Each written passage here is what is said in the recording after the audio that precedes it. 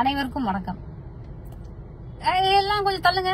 அங்க ஒருத்தர் இருப்பாங்க. ஜி ஜி உங்கள்ட்ட தான் ஜி நம்ம என்ன பேசணும். என்ன ஜி திரும்பி திரும்பி பாக்குறீங்க? டெலிபிராம்டர் அதுக்கெல்லாம் அவசியமே கிடையாது ஜி. நான் தான் இன்னைக்கு உங்கள்ட்ட பேச போறேன். நீங்க வெறும் கேட்க தான் போறீங்க. இத்தனை வருஷமா உங்களுடைய மனதின் குரலை நாங்க கேட்டோம். இப்ப எங்களுடைய மனதின் குமுறல்களை நீங்க கொஞ்சம் கேக்குறீங்களா? யோ யார் யாது குறுக்க ஊருக்க ஜி கிட்ட பேசிட்டு இருக்கும் போது பாருங்க ஜி. உங்கள்ட்ட பேசும்போது என்னமோ இவங்க மட்டும்தான் உங்ககிட்ட ஹாட்லைன் வச்சிருக்காங்களா, இவங்க மட்டும் தான் உங்கள்ட்ட பேசலாமா? நாங்களும் இந்த நாட்டுடைய பிரஜை ஜி, நாங்களும் உங்கள்ட்ட பேசலாம். நீங்க எங்களுக்கான தலைவரும் தான். இப்ப இவங்க யாரு? பிளாக் கலர் சூட் போட்டுட்டு ஓஹோ இது ஒரு நாளைக்கு 1.62 crore வீதம் நியமிக்கப்பட்டிருக்கிற எஸ்பிஜி ப்ரொடெக்ஷன் குரூப். எப்பா நாங்க ஸ்கிரீன் வழியா தான் ஜி கிட்ட பேசுறோம். இன்னொன்னு ஜி எங்களுக்கும் தலைவர் தான். அதனால எங்களால ஜிக்கு எந்த பிரச்சனையும் கிடையாது. நீங்க கொஞ்சம் ஓரமா இருங்க. ஜி கிட்ட பேசிட்டு வந்துடுறேன்.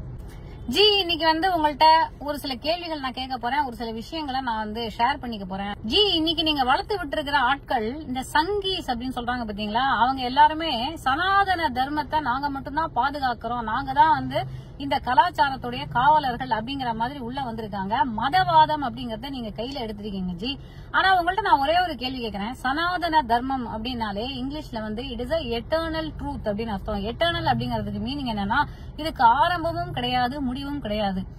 இப்படி ஆரம்பமும் இல்ல முடிவும் இல்லாத ஒரு விஷயத்துக்கு, அதாவது ஆதியும் அந்தமும் இல்லாத ஒரு விஷயம், இத உங்களுக்கு சிவனை பத்தி அப்படி சொல்லுவாங்க, பெருமாளை பத்தியும் அப்படி சொல்லுவாங்க. இந்த மாதிரி இருக்கக்கூடிய ஒரு விஷயத்துக்கு நீங்க எதுக்கு ஜி ப்ரொடெக்ஷன் கொடுக்கணும்? நீங்க எதுக்கு அதை காப்பாத்தணும்?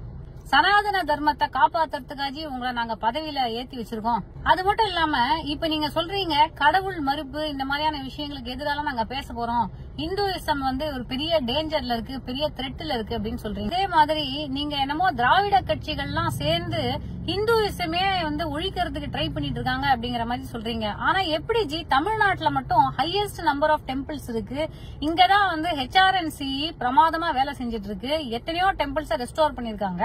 எங்களுடைய மக்கள் ஒரு பக்கம் பகுத்தறிவும் பேசுவாங்க, இன்னொரு பக்கம் எங்க ஊர்ல இன்னும் கூட குலதெய்வ கோயில் பூஜை, கடா வெட்டு இதெல்லாம் சிறப்பா நடந்துட்டு தான் இருக்கு. அதனால இந்துயிசம நீங்க காப்பாத்த போறீங்களா? எங்க கிராமங்கள்ல ஒரு மரத்தடியில ஒரு சின்ன கல்ல நட்டு வச்சு அதுக்கு மாலையை போட்டு அதுக்கு விபூதி குங்குமத்தை அடிச்சு விட்டு அதை கூட கடவுள்னு எங்க பெண்கள் கும்பிடுவாங்க. இதுதான் ஜி இறை நம்பிக்கை. அத எங்களுடைய தமிழ் பூமியில இருந்து நீங்க இல்ல யாரு வந்தாலும் எடுக்கவும் முடியாது. அதை காப்பாத்துறதுக்கு நீங்க அவசியம் இல்ல ஜி. அதனால நார்த்ல நீங்க எப்படி நாங்க கோவில் கட்டுறோம், கும்பாபிஷேகம் பண்றோம், குடமுழுக்கு பண்றோம், இந்த மாதிரிலாம் எல்லாரையும் சொல்லி இதை வச்சு நீங்க பதவிக்கு வந்தீங்களோ அதை வச்சு நீங்க சவுத்துல பதவிக்கு வரதுக்கு வாய்ப்பே கிடையாது. வேற ஏதாவது ட்ரை பண்ணுங்க ஜி. அதுக்கப்புறம் முக்கியமான விஷயம், நீங்க என்னமோ டெவலப்மெண்ட் நாங்க பண்ணிட்டோம் அப்படின்னு சொல்றீங்களே. உத்தரப்பிரதேஷ்ல நீங்க டெவலப்மெண்ட் என்ன பண்ணீங்க? Uttar Pradesh is poorer then sub Saharan Africa அப்படின்னு ஒரு நிபுணர் ஒருத்தர் பேசியிருக்காரு. நீங்க இவ்வளவு டெவலப்மெண்ட் நார்த்ல, அதாவது குறிப்பா குஜராத்துக்கும் உத்தரப்பிரதேஷுக்கும் பண்ணிருக்கீங்க அப்படின்னா தமிழ்நாடு எப்படி ஜி எல்லா வகையான டெவலப்மெண்டல் இண்டிகேட்டர்ஸ்லயும் ஹையஸ்ட்ல இருக்கு? அப்புறம் நீங்க கேக்குறீங்க 65 வருஷம் காங்கிரஸ் ரூல்ல என்ன நடந்தது டெவலப்மெண்ட் அப்படின்னு. ஆனா 2014க்கு முன்னாடி நம்மளுடைய ஆவரேஜ் ஜிடிபி growth 6.8%. நீங்க கடந்த 10 வருஷத்துல ஆவரேஜ் ஜிடிபி growth 5.9%. இதுக்கு என்ன உங்கள்கிட்ட பதில் இருக்கு? உங்களுடைய 2019 மேனிபெஸ்டோல 2 கோடி இளைஞர்களுக்கு வேலை வாய்ப்புகள் உருவாக்கி தருவோம் அப்படின்னு சொன்னீங்க. இதை நீங்க செய்யலையே அப்படின்னு உங்கள்ட்ட நாங்க கேள்வி கேட்டா PM முத்ரால நாங்க லோன் கொடுக்கறோம் புது தொழில் தொடங்குறதுக்கு அப்படின்னு சொல்றீங்க. ஆனா புது தொழில் தொடங்குறதுக்கு நானுமே அப்ளை பண்ணி பார்த்தேன் ஜி. 50,000 கொடுக்குறீங்க. 50,000 வச்சுட்டு இன்னைக்கு என்ன தொழில் தொடங்க முடியும் அப்படின்னு நீங்களே கொஞ்சம் சொல்லுங்க ஜி. நீங்க ஒரு காலத்துல பெருமையா பேசிக்கிட்ட ஒரு டீ கடையை கூட இன்னைக்கு அந்த 50,000 வைக்க முடியாது ஜி. அப்புறம் இன்னைக்கு இன்ஃபிளேஷன் அப்படிங்கறது எந்த லெவலுக்கு போயிடுச்சு அப்படின்னா மிடில் கிளாஸ் கிட்ட சுத்தமா சேவிங்ஸ் அப்படிங்கறது இல்லாம போயிடுச்சு. சேவிங்ஸ்க்கான வழியே இல்லாம போயிடுச்சு. எவ்வளவு ஏழையா இருந்தாலும் எங்க குடும்பங்கள்ல ஒரு குண்டுமணி தங்கமாவது வாங்கி வைப்பாங்க. அதை அவங்க போட்டு அந்த பெண்கள் அழகுபடுத்திக்கணும் அப்படிங்கறதுக்காக இல்ல, ஒரு ஆத்திர அவசரத்துக்கு குழந்தைங்களுக்கு ஃபீஸ் கட்டணும், இல்லனா கல்யாணம் பண்ணணும், இந்த மாதிரி சிச்சுவேஷன்ல அந்த தங்கத்தை பீரோல இருந்து எடுத்து அதை கொண்டு போய் அடகு வச்சு அதுல வர காசுல அந்த பிரச்சனையை தீர்த்து அதுக்கப்புறம் அதை கொண்டு போய் மீட்டுவாங்க. குண்டுமணி தங்கத்தை கூட வாங்க முடியாத லெவலுக்கு நீங்க இம்போர்ட் டியூட்டிய 15% இன்க்ரீஸ் பண்ணி வச்சிருக்கீங்க. அப்ப மிடில் கிளாஸா இருக்கிற யாருக்கும் தங்கமே வாங்க முடியாதா? இந்த தங்கத்தெல்லாம் அதானி வீட்டு கல்யாணத்துல மட்டும்தான் நாங்க பார்க்க முடியும். அப்புறம் ஜி இந்த GST பத்தி நம்ம பேசவே வேண்டாம். பிஸ்கெட்டுக்கு ஜிஎஸ்டி, எசென்சியல் கமாடிட்டிஸ்க்கு ஜிஎஸ்டி, வெங்காயத்துக்கு ஜிஎஸ்டி. என்ன ஜி நீங்க ஜின்னு ஒரு பேரை வச்சாலும் சரி, அந்த ஜிஎஸ்டிய கொண்டு வந்தீங்க பாத்தீங்களா, கழுத்தை நெரிச்சிட்டீங்க ஜி. இதுல கேட்டா தங்கத்துக்கு நாங்க 3% தான் ஜிஎஸ்டி வைக்கிறோம் அப்படின்னு சொல்றீங்க. ஆனா ஒரு 10 ரூபா பிஸ்கெட் பாக்கெட்டுக்கு 18% ஜிஎஸ்டி ஜி. இன்னைக்கு எல்லாரும் போய் மிடில் கிளாஸ்ல இருக்கிறோம், சாப்பிடுறதுக்கு பிஸ்கெட் வாங்குவானா தங்கத்தை வாங்குவானா? நாங்க எல்லாரும் தங்க பிஸ்கெட் சாப்பிடுறோம் நினைச்சிட்டீங்க போல இருக்கு. 64 இருந்து 70 ரூபாய்க்குள்ள இருந்த பெட்ரோல் விலைய 2014 இருந்து இன்னைக்கு 102, 103 ரூபாய்க்கு கொண்டு வந்துட்டீங்க. இதுல பணக்காரனுக்கு பிரச்சனையே இல்ல ஜி. 80% ஆஃப் த பாப்புலேஷன் நாங்க இருக்கோம் பாத்தீங்களா, middle class, lower middle class, lower கிளாஸ்னு இருக்கோம் பாத்தீங்களா, எங்களுக்கு தான் இந்த பிரச்சனை. இதுல நாங்க லோன் எடுக்க போனோம்னு வச்சுக்கோங்களேன், எங்க கழுத்து தான் பிடிப்பீங்க. ஆனா பல கோடியில லோன் வாங்கி அதை கட்ட முடியாம பல கோடீஸ்வரர்கள் இருக்காங்க பாத்தீங்களா, அவங்களுக்கு எல்லாம் டிப்ளமேட்டிக் இம்யூனிட்டி கொடுத்து பிளைட் டிக்கெட் போட்டு நீங்க ஃபாரின் காமிச்சு வச்சிட்டீங்க. அப்புறம் ஜி ஏதோ ரீசெண்டா ஒரு வீடியோ ஒண்ணு பார்த்தேன், நீங்க பேசிருக்கீங்க இந்த சாவன் மாதத்துல வந்து நீங்க எல்லாரும் புலால் உண்டு, எங்களுடைய அதாவது வெஜிடேரியன்ஸ் உடைய ஹிந்து தர்மம் வந்து ஃபாலோ பண்ற ஆட்களுடைய சென்சிபிலிட்டிஸ நீங்க வந்து அஃபெண்ட் பண்றீங்க அப்படிங்கறீங்க ஜி. உங்களுக்கு இந்த புலால் உண்ணுதல், அப்புறம் இந்த யார் என்னத்தை சாப்பிடணும், எந்த நேரத்துல சாப்பிடணும், எப்படி சாப்பிடணும், எவ்வளவு சாப்பிடணும், இது எல்லாத்துலயும் நீங்க வந்து கண்ட்ரோல் பண்ணணும் அப்படின்னு நினைச்சீங்கன்னா, நான் ஒரே ஒரு கேள்வி கேக்குறேன் ஜி. வேர்ல்டோட டாப் 5 பீஃப் எக்ஸ்போர்ட்டர் அப்படிங்கிற ஏதோ ஒரு கம்பெனி கிட்ட இருந்து நீங்க எலக்ட்ரல் பாண்ட்ஸ் வாங்கிருக்கீங்க ஜி. அப்ப மட்டும் அந்த காசுல உங்களுக்கு புலாவுடைய வாடை அடிக்கவே இல்லையா ஜி? ஐயோ இது வந்து பீஃப் காசு அப்படின்னு சொல்லி அதை திருப்பி கொடுக்க வேண்டியதானே அந்த காசை. அப்புறம் ஜி நீங்க எல்லா இடத்துக்கும் ஹெலிகாப்டர்ல பறந்துட்டு இருக்கிறதுனால உங்களுக்கு தெரியறதுக்கு வாய்ப்பு இல்ல. ட்ரெயின்ல நீங்க போய் இப்ப ரீசெண்ட் டைம்ல போயிருக்கீங்களா அப்படின்னு எனக்கு தெரியல ஜி. ஆனா இன்னைக்கு வந்து ஸ்லீப்பர் கிளாஸ்ல, ஜெனரல் கோச்ல எல்லாம் வந்து பாத்தீங்கன்னா மக்கள் ஒருத்தருக்கு மேல ஒருத்தர் ஏறி உட்கார்ந்துட்டு, டாய்லெட்ல உட்கார்ந்துட்டு, இல்ல வாஷ் பேசின் மேல எல்லாம் ஏறி உட்கார்ந்துட்டு போயிட்டு இருக்காங்க. நீங்க இந்த வந்தே பாரத் அப்படின்னு சொல்லி நிறைய ட்ரெயினை இனாகரேட் பண்ணி நீங்களே போய் எல்லாத்துக்கும் வந்து ரிப்பன் வெட்டி திறந்து வச்சீங்களே. சாதாரண ட்ரெயின்ஸ் உடைய கோச்சஸ நீங்க இன்க்ரீஸ் பண்ணிருக்கலாமே, இல்ல நம்பர் ஆஃப் ட்ரெயின்ஸ நீங்க இன்க்ரீஸ் பண்ணிருக்கலாமே. அதை விட்டுட்டு எதுக்கு நீங்க இத்தனை வந்தே பாரத்தை மட்டுமே ஓபன் பண்ணிட்டே இருக்கீங்க? அதனுடைய அஃபோர்டபிலிட்டி என்ன, சாதாரண ட்ரெயினோட அஃபோர்டபிலிட்டி என்ன, இதெல்லாம் திறந்து வைக்கிறதுக்கு நீங்க ஏன் வரீங்க? நாங்க தான் சினிமாக்காரங்க இந்த கடை திறப்பு, துணிக்கடை, பியூட்டி பார்லர் திறப்பு, இதுக்கெல்லாம் போய் ரிப்பன் வெட்டி கேக் கட் பண்ணி எல்லாம் பண்ணோம்னா எங்களுக்கு ஒரு 4 காசாவது பார்க்க முடியும். உங்களுக்கு என்ன ஜி அவசியம்? இத வேற யாராவது பண்ணிட்டு போறாங்க, அந்தந்த ஆபீசர்ஸ் பண்ணிட்டு போறாங்க. இதுக்கு எதுக்கு எல்லாத்துக்கும் நீங்க வந்துட்டே இருக்கீங்க? 2023ல நீங்க தமிழ்நாட்டுக்கு எத்தனை தடவை தெரியுமா வந்தீங்க? ஒரே ஒரு தடவை ஜி. அதுவுமே இந்த நியூ ஏர்போர்ட் டெர்மினல் ஏதோ ஒண்ணு ஓபன் பண்றதுக்கு ஏப்ரல் மாசம் வந்தீங்க. மிக்ஜாம் புயலுக்கு ஏதோ மொத்தமா பொதுவா தெலுங்கானா இங்க இருக்கிறது அவங்க இவங்க தமிழ்நாடு எல்லாத்துக்கும் சேர்த்து நான் வந்து வருத்தம் தெரிவிக்கிறேன், பிரார்த்திக்கிறேன் அப்படின்னு ஒரு ட்வீட்டை போட்டு அதோட நிறுத்திட்டீங்க. ஏரியல் விசிட் வாங்கன்னு நிறைய பேர் கேட்டாங்க, அதுக்கு கூட நீங்க வந்து செவி சாய்க்கவே இல்ல. ஆமா மணிப்பூருக்கே போகாத நீங்க எங்க தமிழ்நாட்டுக்கு வந்துட்டு போறீங்க. ஆனா இப்ப பாருங்களேன், ஜனவரி மாசத்துல இருந்து எலெக்ஷனுக்காக 8 தடவை வந்துட்டு போயிட்டீங்க. ஆனா ஒண்ணுக்கு நீங்க 8000 தடவை வந்தாலும் தமிழ்நாட்டை நீங்க எட்டி பிடிக்கவே முடியாது. அப்புறம் ஜி நீங்க தலைவரா நாட்டுக்கு ஒரு மைக்க பிடிச்சு மன் கி பாத் அப்படின்னு பேசினா மட்டும் போறாது. மக்கள் என்ன கேள்விகள் வச்சிருக்காங்க அப்படிங்கறத மீடியா கேட்பாங்க, அதுக்கு நீங்க பதிலும் சொல்லணும். இந்த 10 வருஷத்துல நீங்க எத்தனை பிரஸ் கான்பரன்ஸ் அட்டென்ட் பண்ணிருக்கீங்க அப்படின்னு பார்த்தோம்னா, இவங்க யோசிச்சு சொல்றேன், நம்பர் மனசுக்கு வர மாட்டேங்குது. 0 ஆமா ஜி. இதே இது நம்மளுடைய முன்னாள் பிரதம மந்திரி மன்மோகன் சிங் அவர்கள் நிறைய பேசக்கூட மாட்டார் அப்படின்னு எல்லாருமே விமர்சனம் பண்ணுவாங்க. ஆனா அவரு 114 பிரஸ் மீட் வச்சிருக்காரு ஜி. ஏன் ஜி பிரஸ் மீட் பண்றதுக்கு பயமா? இந்த கோடி மீடியா அப்படின்னு சொல்றாங்க பாத்தீங்களா, மரான்னு சொல்லி அது ராமன் வந்து வால்மீகி முனியவருக்கு புண்ணியம் வந்துருச்சு அப்படின்னு சொல்லுவாங்க. அதே மாதிரி நீங்க சொல்லி பாருங்களேன், கோடி மீடியா மோடி கிடியா கோடி மீடியா. பாத்தீங்களா ஜி உங்களுடைய ஸ்கீம்ஸ் எல்லாம் ஹிந்தியில இருக்கு. எங்களை வந்து எப்படியாவது ஹிந்தி கத்துக்க வச்சிடணும் அப்படிங்கறதுல நீங்க ரொம்ப குறியா இருக்கீங்க. ஆவாஸ் யோஜனாங்கிறீங்க, முத்ரா யோஜனாங்கிறீங்க. யோஜனா அப்படிங்கிற வார்த்தைக்கே இங்க யாருக்கும் வந்து சரியான ஒரு விளக்கம் வந்து தெரியாது தமிழ்நாட்டுல. ஆனா இந்த பேர்கள்லாம் வந்து எங்களுக்கு சரியா எங்க மக்களுக்கு வந்து சேராததுக்கு இதுவும் ஒரு காரணமா இது அந்நியப்பட்டு வேற இருக்கு. ஆனா இதே நீங்க தமிழ்நாட்டுக்கு வந்தா மட்டும் திருவள்ளுவரை கையில தூக்கிட்டு திருக்குறள் சொல்ல ஆரம்பிச்சிருக்கீங்க ஜி. திருவள்ளுவர் ஒரு சமணர் அப்படின்னு சொல்றாங்க, அவருக்கு உங்க ஆளுங்க காவி வேட்டிய போட்டு அவருக்கு விபூதி பட்டையை அடிச்சு விட்டீங்களே, இது என்ன நியாயம் ஜி? ஜி உங்களுக்கு திருக்குறள் ரொம்ப பிடிக்கும்ல, அதனால உங்களுக்கு இப்ப நான் ஒரு திருக்குறள் சொல்றேன்.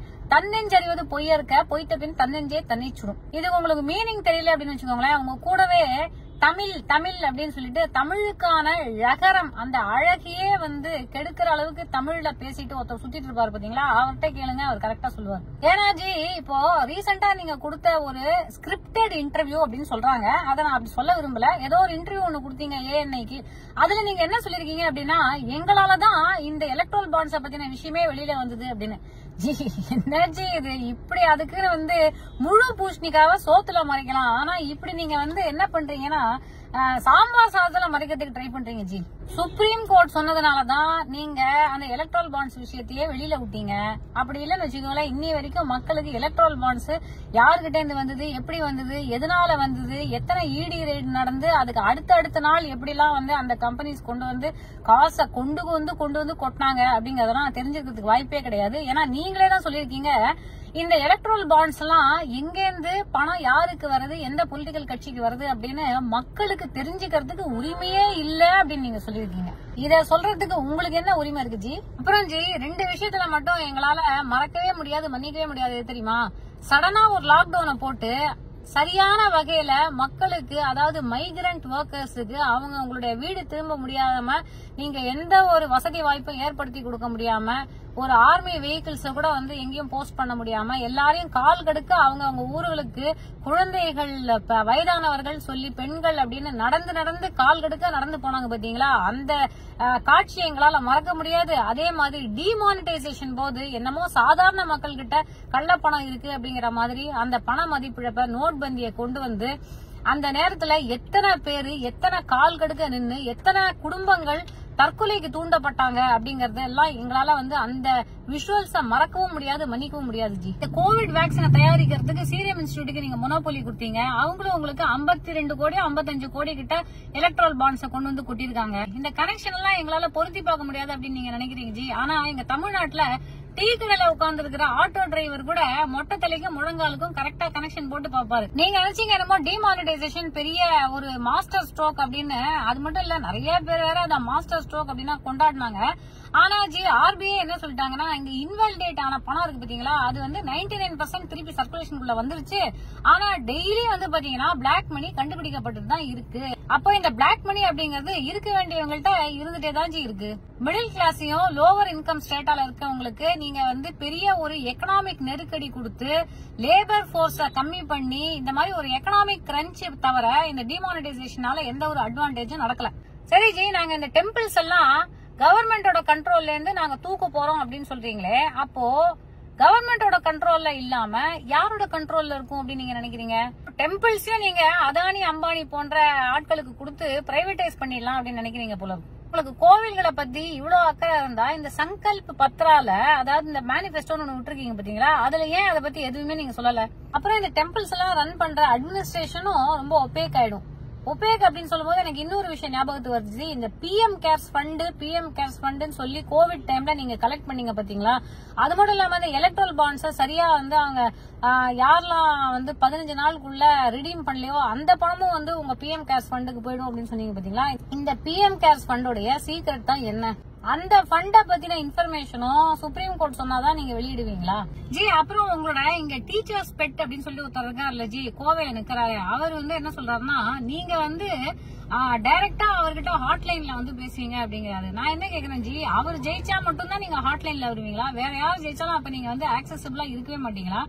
அப்போ உங்க கட்சி ஆளு ஜெயிச்சா மட்டும்தான், அவருக்கு மட்டும்தான் இந்த நாட்டுடைய தலைவர் அப்படிங்கிற வகையில நீங்க ஒரு ஹாட்லைன்ல வருவீங்களா? ஏன் இந்த மாதிரி பார்ஷியாலிட்டி பாக்குறீங்க? அப்புறம் நீங்க ஏதோ லாண்டரி கடை நடத்துறதா கேள்விப்பட்டேன். ஒரு பெரிய ஜெயண்ட் வாஷிங் மிஷின் வச்சிருக்கீங்களா? 25 பொலிட்டீஷியன்ஸ்க்கு மேல ஸ்கேம்ல மாட்டி உங்ககிட்ட சரணடைஞ்சதுக்கு அப்புறம் அந்த வாஷிங் மிஷினுக்குள்ள போய் வெளியில கிளீனா இன்னைக்கு பிஜேபி அபிஷியல்ஸா இருந்துட்டு இருக்காங்க அப்படின்னு கேள்விப்பட்டேன். இதெல்லாம் உண்மையா ஜி? சரி ஜி, நீங்க ஏதோ ஸ்வச் பாரத் அப்படிலாம் கொண்டு வந்தீங்களே, அப்படின்னாக்க நீங்க நாட்டை ரொம்ப கிளீன் ஆக்குறீங்க அப்படின்னு பார்த்தாக்க என்வாயரன்மெண்டல் ப்ரொடெக்ஷன் இண்டெக்ஸ், அதாவது சுற்றுச்சூழல் பாதுகாப்பு இண்டெக்ஸ்ல நம்ம நாடு ஆப்கானிஸ்தானுக்குலாம் அடியில 180வது இடம், அதாவது கடைசி இடத்துல இருக்கு. இதுதான் நீங்க சுற்றுச்சூழலை பாதுகாக்கிற லட்சணமா ஜி? அது மட்டும் இல்லாம யூபிஏ கவர்மெண்ட் இருந்ததை விடவும் 36% அதிகமா ஃபாரஸ்ட டிஸ்ட்ராய் பண்ணிருக்கு இந்த என்டிஏ கவர்மெண்ட் அப்படின்னு சொல்றாங்க ஜி. இந்த காடுகள் எல்லாம் அழிச்சு யாருக்கு ஜி குடுக்குறீங்க? என்னமோ ஜி உங்கள்ட்ட கேட்க வேண்டிய விஷயங்கள் பல விஷயங்கள் இருக்கு. ஆனா எனக்கு என்னமோ இன்னைக்கு இவ்வளவுதான் தோணுச்சு. இதனால எம்எல்ஏ இடி ரைடு ஐடி ரைடு எதுவும் பாய விட்டுறாதீங்க. விட்டாலும் ஒன்னும் பிரச்சனை ஜி. ஏன்னா குற்றமுள்ள நெஞ்சுதான் குறுகுறுக்கணும். இதுவும் உங்களுக்கு தெரிஞ்சிருக்கும் அப்படின்னு நினைக்கிறேன். ஏன்னா நீங்க தான் தமிழ் புலவராச்சே. சரி ஜி, எலெக்ஷனுக்கு வாழ்த்துக்கள். ஆனா அதுல ஒரு விஷயம் சொல்லிக்கிறேன். இந்த தடவை ஏதோ அப்கி பார் சாக்கோ பார் அப்படின்னு சொல்லிட்டு நீங்க ஏதோ 400க்கும் மேற்பட்ட சீட்டு வின் பண்ண போறதா நீங்களே சொல்லிட்டு இருக்கீங்க. கரெக்ட். ஆனா பல கருத்து கணிப்புகள் என்ன சொல்றாங்க அப்படின்னா நீங்க வந்து 190 தாண்டறதே ரொம்ப கஷ்டம் அப்படின்னு சொல்லிட்டு இருக்காங்க. ஏன்னா மக்கள் மாற்றத்துக்கு தயாராயிட்டாங்க. அது மட்டும் இல்லாம ஜி, மக்களுக்கு உங்களை பத்தி புரிய வந்துச்சு. மனுஷங்க எல்லாருமே ரொம்ப குழந்தை மாதிரி ஜி. ஏன்னா எல்லாருக்குள்ளயும் வந்து ஒரு மனசுதான் இருக்கு. நம்ம எல்லாருமே அடிப்படையில வந்து குழந்தைகள் தான். நமக்கு வந்து எது நல்லது அப்படின்னு நமக்கு கரெக்டா தெரிஞ்சிடும்.